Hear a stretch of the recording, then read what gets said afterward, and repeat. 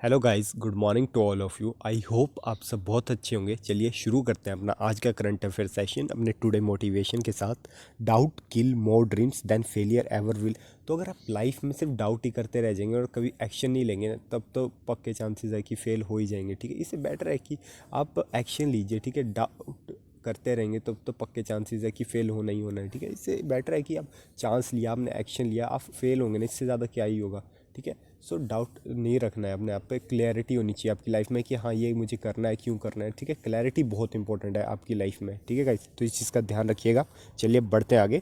आपको बताना है 16 दिसंबर को क्या ऑब्जर्व किया जाता है। तो 16 दिसंबर को विजय दिवस ऑब्जर्व किया जाता है, क्योंकि इस दिन बांग्लादेश इंडिपेंडेंट हो गया था। ठीक है, Bangladesh is celebrating its 52nd victory day to mark its liberation from Pakistan in 1971। ठीक है, और आपको पता ही कि इंडियन आर्म फोर्सेस ने और मुक्ति वाहिनी फोर्सेस ऑफ बांग्लादेश ने 93,000 सोल्जर्स को पाकिस्तान के सरेंडर करवाया था। ठीक है, इस टाइम बांग्लादेश के प्रेसिडेंट है आपके अब्दुल हामिद, और वहाँ की प्राइम मिनिस्टर है शेख हसीना, और वहाँ की कैपिटल है ढाका, और बांग्लादेश की करेंसी है टका। ठीक है, तो ये सब फैक्ट आप याद रखेंगे। आप ये देख सकते हैं विजय दिवस। चलिए बढ़ते हैं आगे। इंडिया ने सक्सेसफुली, आपको पता है, फिर से टेस्ट कर लिया है Agni 5 nuclear capable ballistic missile. ठीक है, और अग्नि 5 आपकी इंटर कॉन्टिनेंटल बैलिस्टिक मिसाइल है। इंटर कॉन्टिनेंटल बैलिस्टिक मिसाइल का मतलब है कि जो एक कॉन्टिनेंट से दूसरे कॉन्टिनेंट में अटैक कर सके। ठीक है, उसे कहते हैं इंटर कॉन्टिनेंटल। ठीक है, तो आपको बताना है कि इसकी रेंज क्या है अग्नि 5 की, जो अभी लेटेस्ट टेस्ट हुआ है। तो इसकी रेंज है 5,000 किलोमीटर। ठीक है, तो अभी क्या हुआ है कि आपको पता है कि चाइना, इंडिया चाइना के बीच में क्लैश हो गया था। ठीक है ना, आपको पता ही होगा कि तवांग सेक्टर में जो यांगात्सी एरिया है ऑफ तवांग सेक्टर अरुणाचल प्रदेश में, वहाँ पे इंडिया और चाइना के बीच में फिर से आपको पता है गलवान वैली के बाद अभी क्लैशेस देखने को फिर मिले हैं। ठीक है, तो इंडिया की तरफ से तो कोई कैजुअलिटी नहीं हुई है। ठीक है, तो जो कि बहुत अच्छी बात है। ठीक है, तो उसी के दौरान, ये सब टेंशन के बीच ही इंडिया ने न्यूक्लियर ये अपनी अग्नि 5 टेस्ट कर लिया। इंडिया पहले भी अग्नि 5 टेस्ट करने वाला था, बट हुआ क्या था लास्ट टाइम कि चाइना ने अपनी जो उनकी नेवी की शिप्स है वो इंडियन ओशियन के पास लाके खड़ी कर दी थी। ठीक है, तो इस कारण इंडिया ने उस टाइम कैंसिल कर दिया था, लेकिन अभी इस बार इंडिया ने ये टेस्ट कर लिया है। ठीक है, Agni 5 missile is capable of striking target at the range up to 5,000 kilometre. ठीक है, और अभी तक अग्नि 5 के काफ़ी वेरिएंट टेस्ट किए जा चुके हैं। ठीक है, and the successful test of Agni 5 is the line with India stated policy to have credible minimum deterrence that underpin the commitment to no first use. तो आपको पता है कि इंडिया मतलब न्यूक्लियर, ठीक है, पावर कंट्री है, लेकिन इंडिया एक चीज़ पे फोकस करता है, वो है आपका नो फर्स्ट यूज़ पॉलिसी पे, कि हम पहले किसी पे अटैक नहीं करेंगे। और ठीक है, और दूसरी चीज़ है credible minimum deterrence. Credible minimum deterrence का मतलब है कि आप इतने पावरफुल हो ना, आपके पास वेपन्स है, आप खुद पावरफुल हो कि आप पे कोई अटैक नहीं करेगा। ठीक है, इसीलिए हम अपने पास वेपन रख रहे हैं कि हम इतने तो पावरफुल हो, कोई हमें अटैक ना कर दे। ठीक है, और पावर ज़रूरी है। ठीक है, लाइफ में, क्योंकि अगर इंडिया अगर पावरफुल नहीं होगा, अगर इंडिया के पास न्यूक्लियर वेपन्स नहीं होंगे, तो ऐसी बहुत सारी, आपको पता है सराउंडिंग कैसी है इंडिया की, कि वो इंडिया को अटैक कर देंगे इजीली। ठीक है, तो ये क्रेडिबल मिनिमम डेटरेंस रखना ज़रूरी है, कि बताना ज़रूरी है कि चाइना जैसी कंट्री को कि हाँ, हम भी कैपेबल हैं।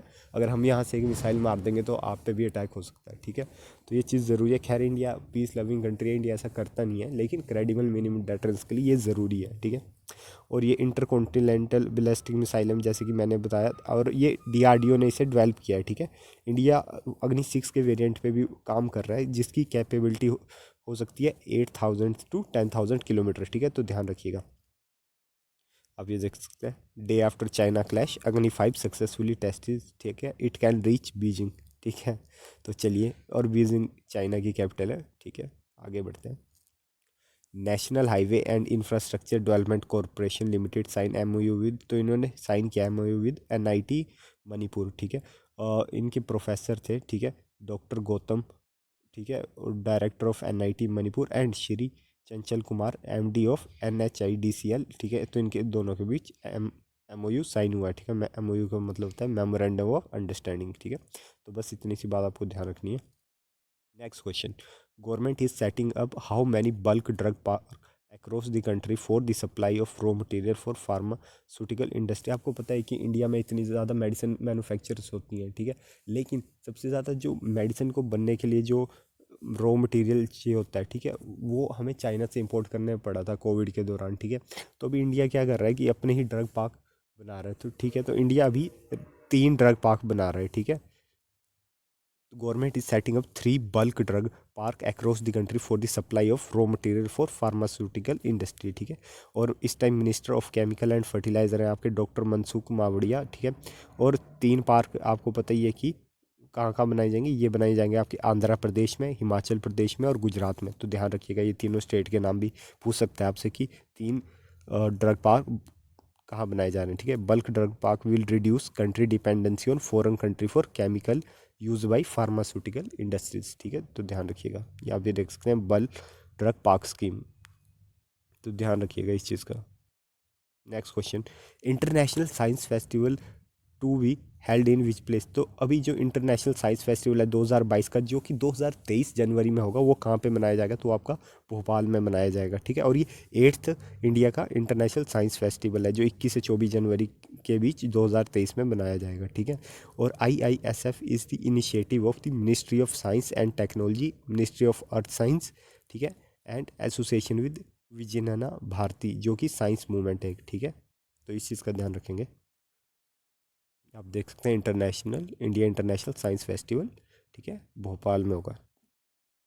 आगे बढ़ते हैं, signing off MOU between the Indira Gandhi national centre for arts and, तो बताना है कि अभी भी Indira Gandhi national centre for the arts और किसके बीच MOU है, तो ये हुआ है आपका CSIR TKDL, ठीक है। तो CISR traditional knowledge digital library के बीच और Indira Gandhi national centre for the arts के बीच MOU हुआ है, किस चीज़ को लेके, ताकि कोऑपरेशन करेंगे दोनों रिलेटेड टू डिजिटलाइजेशन किया जाएगा, ठीक है, and inclusion of information on traditional knowledge of India manuscript and traditional culture expression, ठीक है।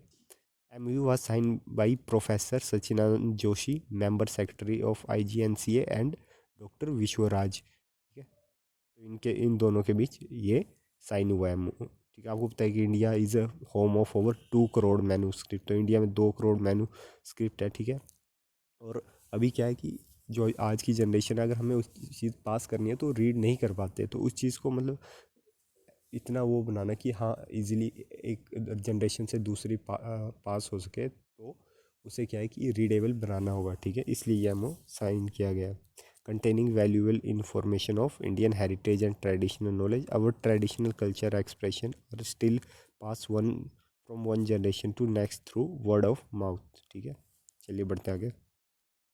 नेक्स्ट क्वेश्चन, आपको बताना है वो कौन सा पोर्ट है जिसने highest ever cargo traffic of 6,049,730 metric ton in a single day. इतना ट्रैफिक वो उस पोर्ट में आया हुआ है, ठीक है।